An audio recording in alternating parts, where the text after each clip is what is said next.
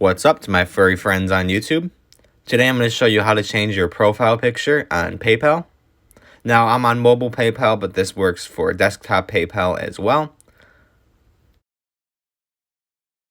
So this is actually super simple. Once you have your app opened, you're going to hit your profile picture in the upper left-hand corner. Then once you're here, you're going to hit personal info. It should be like the second one down right below invite friends.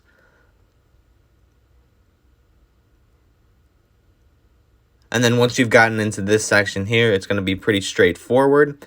You're going to see that there is an option to change the profile picture all the way at the top of the screen.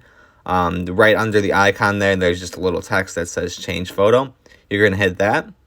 And then it's going to bring up a menu for you. You could just take a photo on the spot or choose an existing photo, just like any other app would. It's pretty much just the same procedure for changing your profile picture on here. I actually don't have my logo on my phone right now, so I'm not going to add one in. But if you had any questions or were confused by anything, don't be afraid to drop a comment down below and I'll get back to you as soon as possible.